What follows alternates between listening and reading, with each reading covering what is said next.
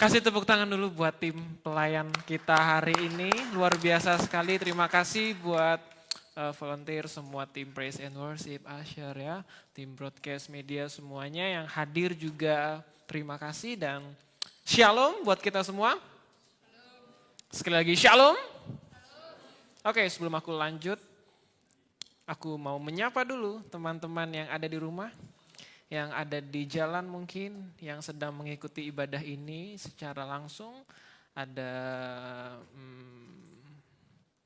Fanny pastinya ya, dia tidak pernah kelewatan ibadah kita. Ya, dan ada teman-teman lainnya juga yang ikut ibadah kita di YouTube. Kita berharap kita bisa ketemu secara langsung sama kalian, tapi hari ini ya pastikan sinyal kalian bagus di sana. Karena ada sesuatu yang Tuhan mau sampaikan di dalam hidupmu. Oke, dan yang ada di tempat ini, sekali lagi dong boleh mungkin supaya lebih bersemangat ya kan. Kasih tos kanan kirinya, 5 kali tosnya. To, wa, ga, pat, ma. Ya, sampai bersuara yang keras. To, wa, ga, pat, ma.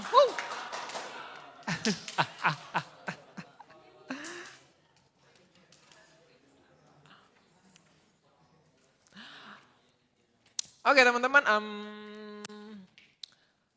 malam hari ini, menjelang malam hari ini, aku akan menyampaikan satu firman Tuhan. Tapi sebelum itu aku sekali lagi mau memperkenalkan diriku. Perkenalkan, nama saya PDP Eliasa Roy. ya teman-teman, jadi by the way, ya terima kasih untuk ucapannya ya. Jadi itu hanyalah hal yang sementara ya. Jadi ketika kita ada di sebuah organisasi ya, tentu ketika kita konsisten, kita setia, akan ada apresiasi, reward ya. Kemarin puji Tuhan ya bisa naik jenjang ya.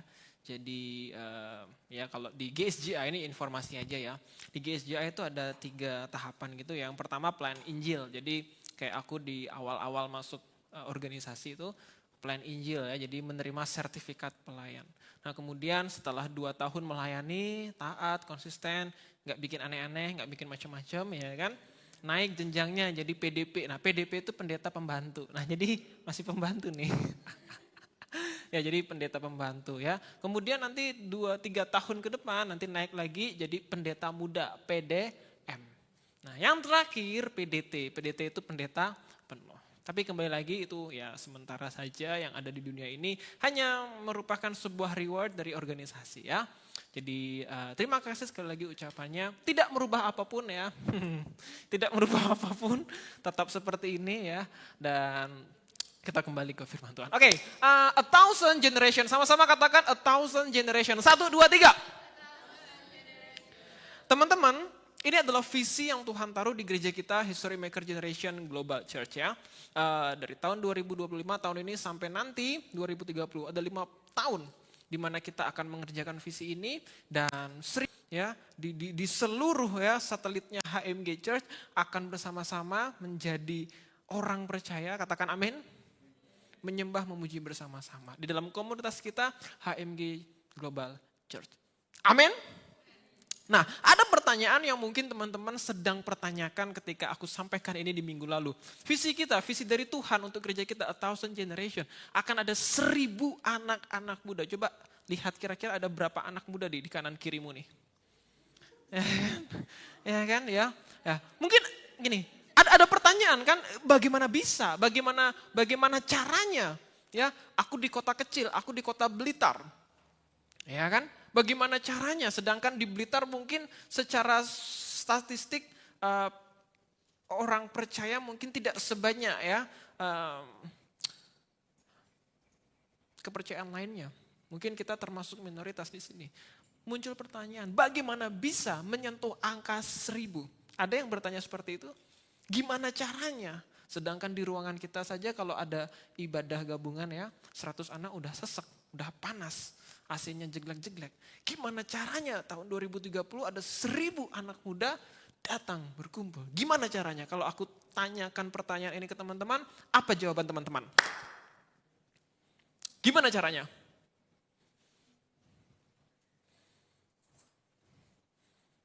Gimana caranya? 1000 generasi, 1000 anak-anak muda datang. Ada yang punya ide? Oh, tahun depan kita sebar undangan.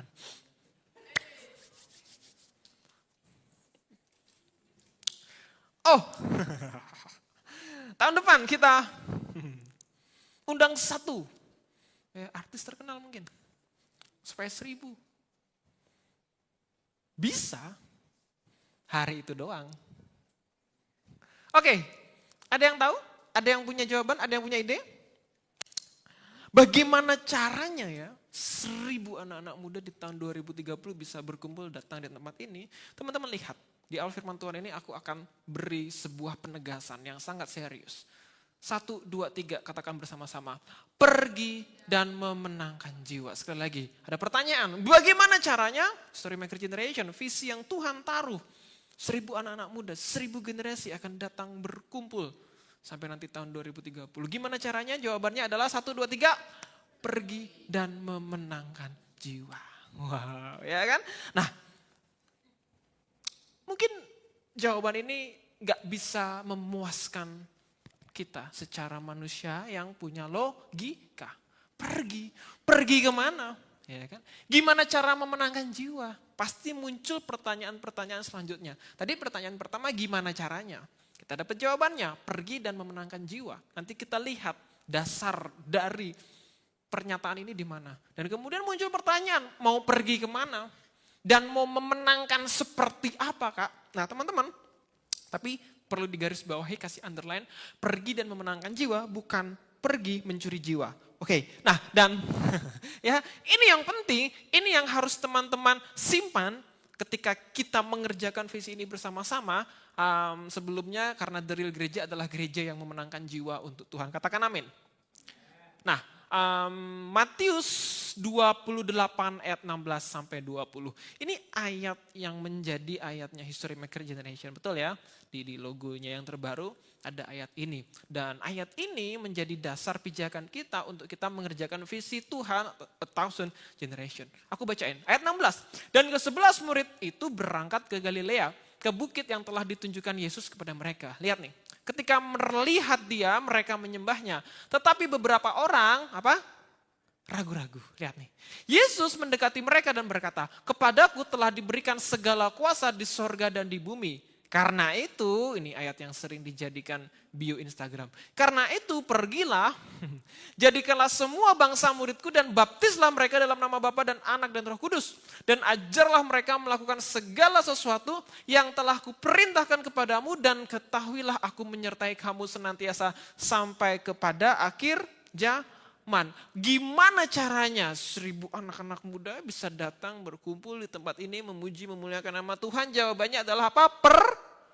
Pergi dan memenangkan teman-teman harus yakin. Ini visi dari Tuhan. Dan caranya, strateginya di dalam Matius 28 ayat 19. Pergi, jadikanlah semua bangsa muridku dan baptislah mereka dalam nama Bapa dan Anak dan Roh Kudus. Oke, mungkin sampai sini teman-teman masih kurang puas. Masih mereka kan murid-murid Tuhan Yesus. Lah aku ini loh muridnya Gus Roy. Ya kan? Biar aman. Ya kan? Gimana ceritanya aku bisa pergi dan ya ampun aku khotbah aja gak bisa. Bagaimana aku bisa membaptis mereka? Lah Kak, yang membaptis kan mesti pendeta. Mesti PDP. Ya kan? Lah aku nih gak bisa. Teman-teman, sebelum kita lanjut, teman-teman tahu ya, Petrus murid Tuhan Yesus, ya dia bekerja sebagai apa sebelum dipanggil sama Tuhan Yesus? Nelayan. Pada saat itu dia lagi menjala ikan dan kemudian dia balik ke pantai karena dia ngambek ya, karena dia nggak dapat ikan pada saat itu dan kemudian dia ketemu Tuhan Yesus. Padahal Petrus ini ahli banget dalam perikanan. Dia hafal ikan kembung, ikan masuk angin, dan ikan lain sebagainya. Ya kan, ikan kembung, ya kan. Ya kan. Dia hafal jenis perikanan. Dia tahu musim banyak ikan, di mana tempat ikan berkumpul, dia tahu. Dia sangat menguasai laut. Nah, tetapi pada saat itu dia pergi, tapi dia kembali tidak mendapatkan ikan seekor pun. Tapi dia ketemu Tuhan Yesus pada saat itu. Dengerin ini yang menarik. Dan apa kata Yesus? Pergi lagi ke tengah. Tapi gak ada ikan Tuhan. Tapi apa yang Petrus lakukan? Dia mentaati dan dia pergi. Dia ragu karena dia ahli dalam perikanan. Dia tahu gak ada ikan, dia sudah cari keliling. Tapi dia taat apa yang Tuhan katakan. Dia kembali, pulang, ikannya meluber-luber. Oke, teman-teman tahu ceritanya ya. Nah, dan pada saat itu Yesus katakan, oke, mulai hari ini ikut dengan aku dan aku akan jadikan kamu bukan penjala ikan, tapi penjala. Dan hari ini gereja Petrus adalah salah satu gereja terbesar yang ada di dunia. Pengikutnya jutaan orang, ratusan juta. Siapa Petrus? Tapi hari ini dia jadi penginjil yang hebat. Kita mengenal Santo Petrus. Dia adalah tokoh yang mendirikan gereja Santo Petrus terbesar. Jemaatnya ratusan juta. Mungkin gak nelayan bisa jadi seorang yang Tuhan pakai? Nelayan loh ini. Bukan sekolah teologi, bukan pendeta, gak ada jabatan PDP. Ya kan? Tapi mungkin gak? Ketika Tuhan yang panggil, ketika Tuhan yang kasih visi, itu terjadi. Amin. Siapa kita? Coba, siapa kita? Indonesia. Coba, ya kan? Siapa kita? Coba teman-teman, minggu lalu kita belajar ya, siapa sih dirimu? Coba, Natasha, siapa dirimu? Aku adalah seorang wanita yang baru saja kesiram air panas, Kak.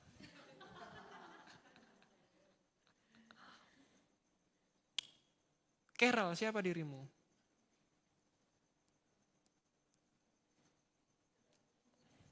Sylvie, siapa dirimu? Aku adalah seorang... Ya diriku Sylvie. Mungkin teman-teman hari ini punya pertanyaan besar. Bagaimana caranya aku Edo, aku Praise, aku Ayub. Gimana caranya aku bisa memenangkan jiwa. Bahkan ini yang visinya yang menjadi visi Tuhan 1000 jiwa. Gimana caranya aku ini siapa? Jangan berkecil hati. Petrus nelayan. Tapi Tuhan pakai. Jadi seorang rasul. Jadi seorang pendiri gereja terbesar di dunia. Hari ini Peter, hari ini Yohanes, hari ini Bella, hari ini Bella ada ya? Baru keluar ya. Hari ini Florence. Tuhan berikan kuasa untuk pergi dan memenangkan jiwa. Amin. Mesti percaya. Siapa kita? Siapa kita? Teman-teman, mungkin masih ada keraguan. Oke, aku dapat melihat wajah-wajah teman-teman yang, wah kayaknya firman Tuhan hari ini terlalu ngimpi nih Kak Roy ya. Teman-teman, kita lihat. Cina diprediksi menjadi negara Kristen terbesar di dunia. Teman-teman tahu ya, Tiongkok, Cina, itu adalah negara komunis terbesar yang ada di dunia. Teman-teman lihat. Tetapi diprediksikan sumbernya dari Christian Broadcasting Network, CBN. Kalau teman-teman tahu Superbook, teman-teman tahu ya, itu CBN ya, perusahaan media terbesar Kristen di dunia. Mereka menulis, mereka meneliti bahwa Cina akan menjadi negara Kristen terbesar di dunia. Lihat, teman-teman bisa baca. Populasi Kristen di Cina tumbuh pesat meskipun pemerintah memberlakukan pembatasan terhadap praktek keagamaan. Teman-teman tahu ya, di Cina itu mau ibadah sembunyi-sembunyi. Makanya teman-teman pernah dengar ceritanya gereja bawah Nah, itu ada di Cina. Nah, yang itu bukan sayang, yang itu nama orang di Cina. Yang kan ya, aduh yang jomblo nih, ya kan? Seorang profesor sosiologi di Universitas Purdue dan menulis buku Religion in China, Survival and Revival Under Communist Rule, memperkirakan bahwa lihat nih, pada tahun 2025 jumlah umat Kristen di Cina akan melonjak hingga 160 juta orang.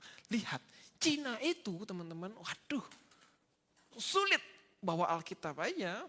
Kalau ketahuan bisa dimasukkan penjara dan beberapa misionaris mati dibunuh di Cina. Karena mereka negara komunis. Diperkirakan, lihat nih, total populasi Kristen di Cina termasuk umat Katolik akan mencapai, lihat, lonjakannya dari 140 tadi jadi 247 juta pada tahun berapa? 2003? Berapa ratus juta tuh lonjakannya? Lebih dari 100 juta. Akan melampaui Amerika, Meksiko, Brazil sebagai negara Kristen terbesar di dunia. Secara resmi Republik Rakyat Cina masih dianggap sebagai negara ateis. Tuh lihat tuh. Pemerintah mengizinkan gereja-gereja resmi. Ada gereja-gereja resmi, tapi sebelum masuk gerejanya mereka harus sujud sama penguasa Cina. Betul. Dan lihat itu, namun gerakan gereja bawah tanah yang terus berkembang tak dapat sepenuhnya dikendalikan. Mau berpikir dia bisa menghapuskan agama, dia pikir dia telah berhasil melakukannya. Ironisnya mereka gagal total. Mau ini tadi siang itu, dia adalah mantan ketua Partai Komunis Tiongkok. Lihat teman-teman, ini datanya asli, real, bukan fake, bukan palsu. Cina negara yang penuh dengan tekanan. Kristen itu di sana, jangankan ibadah, ketahuan bawa Alkitab aja. Makanya teman-teman pernah mendengar mereka di sana kalau mau baca Alkitab, Alkitabnya disobek, dimasukkan ke kaos kaki untuk bisa baca Alkitab. Tapi pertumbuhan orang Kristennya melebihi, bahkan dikatakan Amerika sebagai negara Kristen terbesar di dunia. 2030 lonjakannya lebih dari 100 juta orang akan kenal Tuhan Yesus. Bukan amin, ini sudah pasti ini. Yang perlu diaminkan, history maker generation. 1000 anak muda di tahun 2030 akan menjadi kenyataan. Amin. Lihat, apa yang mereka lakukan di China dengan tekanan loh teman-teman. Mereka tetap pergi dan memenangkan karena cuma itu amanat agung yang Tuhan taruh di hidup kita. Woi, Vira, oi, Peter, oi, Rocky, pergi. Jangan diam aja. Menangkan jiwa. Amin. Bisa kira-kira? Teman-teman diyakinkan amin? Atau kita pergi ke Cina? Siapa yang mau pergi ke Cina?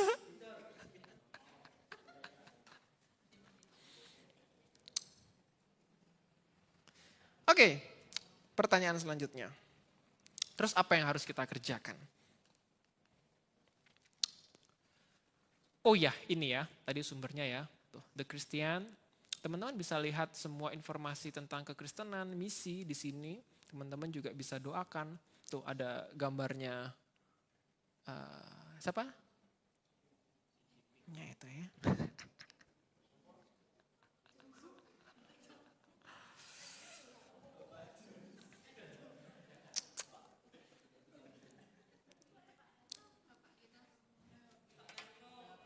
Teman-teman, boleh kita angkat tangan?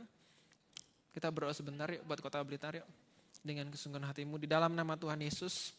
Kalau hari ini Cina bisa terjadi lonjakan pertumbuhan orang Kristen, orang percaya. Maka kami percaya History Maker Generation Blitar, Kota Blitar, Jawa Timur akan terjadi ledakan pertumbuhan anak-anak muda percaya sama Tuhan Yesus. Dan kami mau dikirim Tuhan, kami mau diutus Tuhan buat pergi dan menjadikan mereka semua murid Tuhan Yesus. Dalam nama Tuhan Yesus, haleluya, amin. Kota Blitar, Jawa Timur. Tuhan izinkan History Maker Generation ada di Blitar. Bukan untuk pertama-tama memenangkan warga Sumatera. Enggak terlalu jauh. Tapi Tuhan taruh History Maker Generation di Blitar untuk memenangkan kota Amin. Kota Blitar. Teman-teman, ketika teman-teman nongkrong, teman-teman main di sekolah, teman-teman 19-20 mengatakan, ya, Tuhan ya punya kuasa di bumi dan surga. Dan dikasih di atas hidupmu untuk kamu pergi ke mereka di temanmu, di tempat kerjaanmu, di sekolahmu. Untuk mereka kamu menangkan. Amin. itu. Gimana caranya? 1000 anak muda. Gimana caranya? 1000 generation. Pergi dan memenangkan bukan mencuri jiwa. Hati-hati. Ya, pergi dan menangkan jiwa. Mungkin lebih dekat lagi, keluargamu. Menangkan dia. Amin. Kurang yakin. Amin. Dan untuk mencapai visi Tuhan itu, sekali lagi aku ulang, Tuhan kasih tema, The Year of Wisdom. Di mana hikmat Allah Tuhan kasih untuk mampukan kamu memenangkan jiwa dengan kasih. Hikmat Tuhan gak hanya ngajarin apa yang harus kamu lakukan. Tapi gimana sih kamu melakukannya? Melalui hikmat Tuhan ini. Tujuannya Allah untuk menyelamatkan manusia dan memuliakan namanya di seluruh bumi dapat tercapai.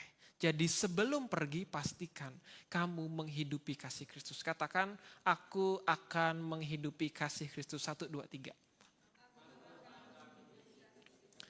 Matius 5 ayat 16. Demikianlah hendaknya terangmu bercahaya di depan orang supaya mereka melihat perbuatanmu yang baik dan memuliakan Bapamu yang di sorga.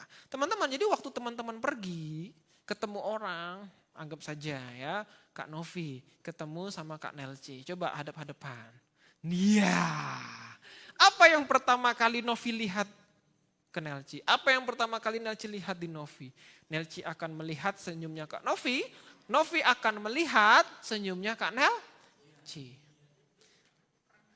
Ya kan? Lihat. Sebelum kamu pergi, pastikan kamu sudah menghidupi kasih Kristus. Apa sih artinya begini? Ketika kamu ketemu orang ini, kamu pergi ya kan? Kamu mau memenangkan jiwa. Nah, sebelum kamu menangkan jiwanya, gimana kamu mau memenangkan dia? Tapi perkataanmu saja, perkataan-perkataan yang isinya kekalahan. Gimana kamu mau memenangkan jiwanya kalau tindakanmu sendiri lagi kalah? Ayo teman-teman. Jadi pastikan sebelum teman-teman pergi, inilah fungsi hikmat Tuhan. Teman-teman harus tahu bahwa teman-teman itu terang. Bilang bareng-bareng, aku terang. Firman Tuhan gak pernah bilang, jadilah terang. Tapi kamu itu terangnya. Kemana-mana kamu pasti terlihat. Dan sebelum kamu menangkan jiwanya, hidupi dulu nih kasih Kristus dari perkataanmu. Dari story Instagrammu, dari feedmu, dari captionmu. Kalau kita tanya balik, ya elah Kak ngapain sih? Itu kan privasiku. Kalau privacy, jangan di-storyin. Disimpan aja di galeri, terus di-log galerinya. Sosial media, sosial bukan private media. Itu sosial media. Gimana kamu mau menangkan mereka followermu yang ada di Instagram? Kalau sosialmu sendiri kamu tunjukkan habitmu yang... Ayo teman-teman. Gimana nih caranya kita bisa 1000 generation? Pergi dan memenangkan tapi sebelum itu sadar. Mereka akan lihat perkataanmu dulu. Mereka akan lihat gimana perilakumu. Kalau omonganmu, ya kan? Nah teman-teman lanjutin sendiri. Teman-teman cek. Kalau omonganmu seperti itu, apakah bisa dia dimenangkan? Nah, kalau habitmu seperti itu, apakah dia bisa dimenangkan? Yang ada mungkin, ngomong tok. Waduh, kalau udah kayak gitu, gimana dong? Gimana kita mau menjalankan amanat agung Tuhan ini? Nah ya kan? Gak serem nih. Amsal 10 ayat 7 nih. Kenangan kepada orang benar mendatangkan berkat. Perhatikan. Tetapi nama orang fasik menjadi apa? Firman Tuhan ini kejam loh. Busuk. Kulang ya. Kenangan kepada orang benar mendatangkan berkat. Tetapi nama orang fasik menjadi busuk. Busuk tuh bau. Aduh, aku gak mau lanjutin deh. Jijik banget. Aduh, ya, busuk. Teman-teman tahu ya busuk ya. Gini, aku mau kasih contoh. Apa yang kamu lakukan hari ini, ya kan? itu akan menjadi kenangan. Perhatikan, apa yang kamu lakukan hari ini itu akan menjadi kenangan. Tuh, apa yang kamu bikin hari ini di kemudian hari akan menjadi sebuah kenangan. Jadi pastikan yang kamu buat hari ini adalah hal yang benar. Amin. Gitu loh. Apa yang kamu katakan detik ini itu akan jadi kenangan. Aku memberkati Daniel. Amin.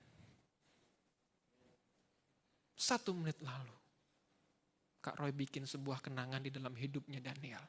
Di mana Daniel diberkati. Aku ganti sekarang.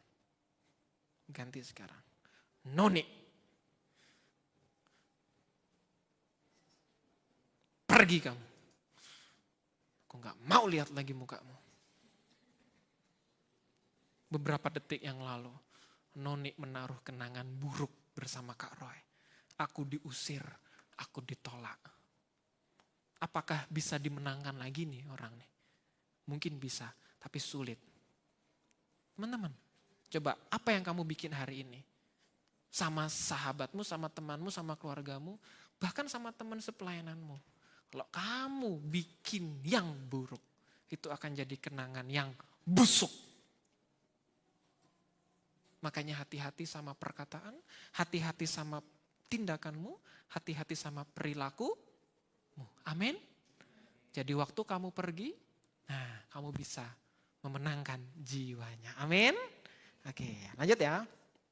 Nah, jadi tempat latihannya di life group. Teman-teman, life group itu filosofinya gini loh. Teman-teman tahu ya jemaat mula-mula di Kisah Para Rasul?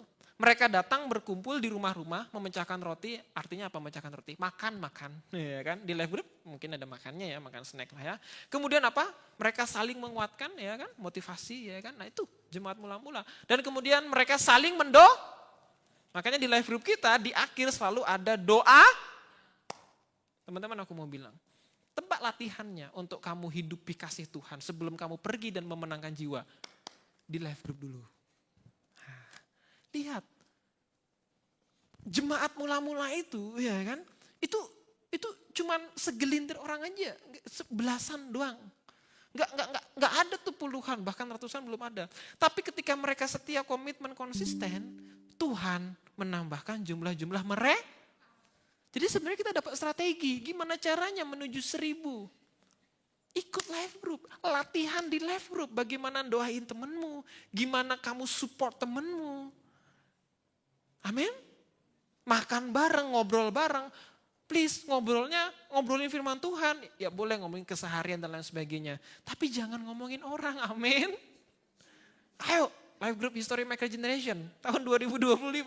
Ya, aku tidak sedang menghakimi, aku nggak tahu. Aku kan nggak pernah datang ya, tapi sesekali aku datang. Stop ngomongin orang, amin.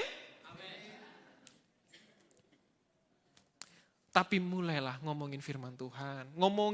Maksudnya obrolannya itu yang menguatkan, mendoakan. Amin.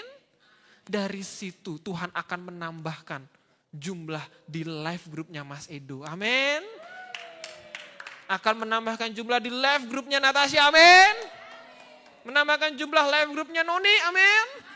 Menambahkan jumlah live grupnya Kak Justin. Loh, teman-teman. Ini firman, ini Alkitabiah loh. Nih dengerin, serius nih. Gereja itu orangnya apa gedungnya? Orangnya ya, bukan gedungnya ya. Sekali lagi, gereja itu orangnya atau gedungnya? Nah ayo kita fokus ke orangnya. Terlebih dahulu, yang prioritas itu fokus ke orangnya. Life group itu adalah eklesia, adalah gerejanya Tuhan, gereja mini lah ibaratnya. Ya kan? Nah disitulah kita berlatih, teman-teman berlatih untuk menghidupi kasih Tuhan. Ya, perkataan yang penuh dengan kasih, saling menguatkan, saling mendoakan. Nah dan kemudian Tuhan akan menambahkan jumlah di life groupmu. Aku percaya, teman-teman percaya, amin? Mustahil enggak 2030 1000 jiwa? Bagi Tuhan tidak ada yang mustahil. Di live grupnya Noni akan ada 40. Ya kan? Wanita-wanita. Ya. Noni, Yulia, Lael, Karen, 1 orang 10. Bisa. Life groupmu berapa tuh? Paling, woi.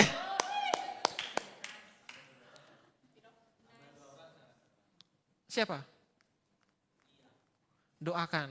Dari life groupnya itu muncul 4 life group baru. Amin. Terus pertanyaannya siapa yang jadi leadernya? Mas Dika, Praise, apa lagi? Rocky, Yohanes. Amin. Amin. Nanti kita belajar gimana nanti ya strateginya. Oke, aku lanjut dulu. Sebelum kamu pergi dan memenangkan jiwa, perlengkapi dirimu dengan firman Allah. Cepat aja. Siap sedialah pada segala waktu untuk memberi pertanggungjawaban kepada tiap-tiap orang yang meminta pertanggungjawaban dari kamu tentang pengharapan yang ada padamu. Gini, simple. Firman Tuhan itu senjata rohani kita. Gini, seringkali kan kamu bertanya-tanya ya, ini yang bergumul, ayo dengerin yang bergumul ya, yang lagi keterikatan tentang dosa, ya apapun itu dengerin ini. Kan seringkali kita bertanya, gimana sih caranya aku terlepas dari ikatan dosa ini? Aku pengen lepas dari kebiasaan lamaku. Teman-teman, firman Tuhan adalah senjata Allah. Firman Tuhan adalah senjata roh. Ketika teman-teman punya senjata itu, dan teman-teman mau kalahkan musuh, yaitu dosa, teman-teman tinggal tembak aja dengan firman Tuhan. Dar, dar, dar, dar, dar. Tapi pastikan teman-teman diperlengkapi dengan senjata A. Pertanyaannya, sudahkah teman-teman memperlengkapi hidupmu dengan senjata Allah? Gimana sih maksudnya? Lihat baik-baik. Semakin kamu sungguh-sungguh baca firman, dengerin, semakin konsep. Kamu aja gak pernah. Renungin firman Tuhan aja gak pernah. Apa hubungannya Kak? Westo, coba. Kamu konsisten baca firman Tuhan. Kamu konsisten renungan firman Tuhan. Ketika kamu dapat godaan apapun itu yang berusaha mengikat dirimu. Dengan mudah kamu bisa lepaskan itu. Karena kamu punya senjata. Cek, cek. Dar. Amin. Ini kelihatannya ngayal atau real menurut teman-teman? Real teman-teman, beneran. Oke, jujur. Yohanes, baca firman Tuhan gak? Baca Alkitab enggak?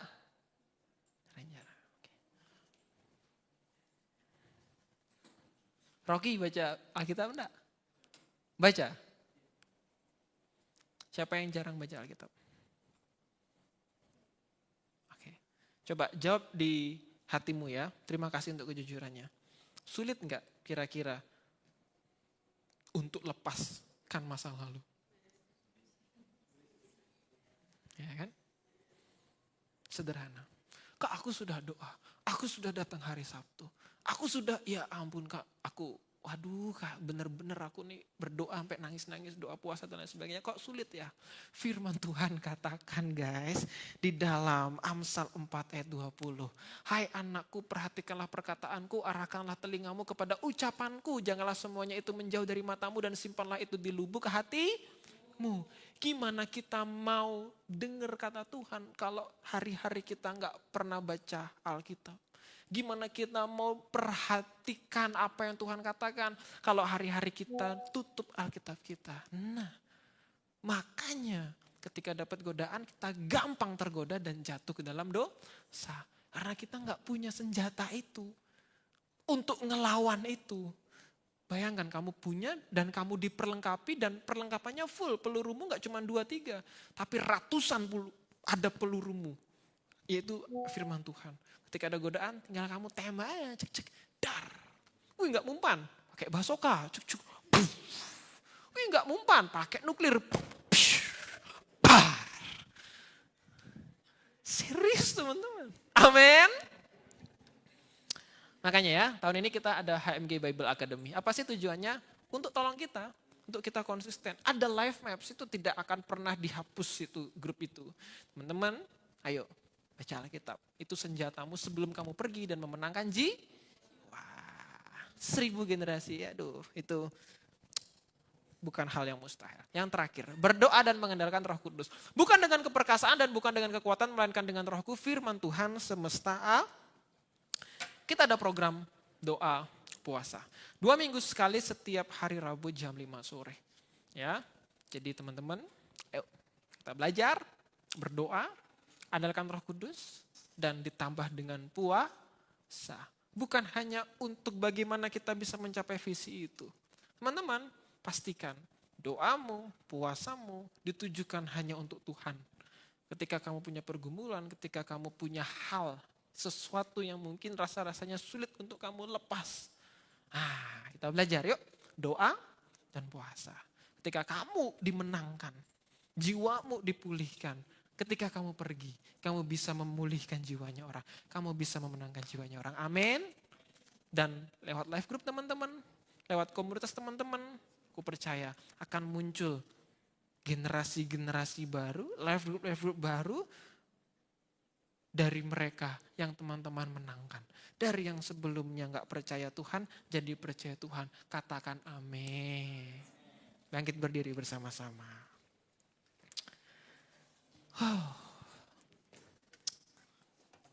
Udah habis ya.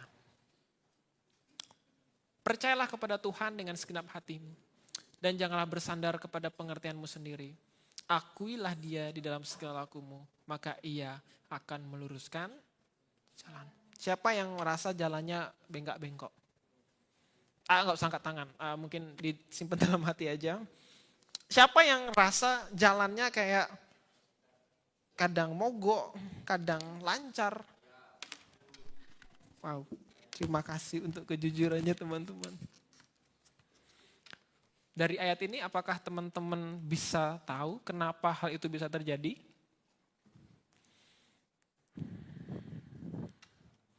Siapa yang rindu jalannya teman-teman diluruskan?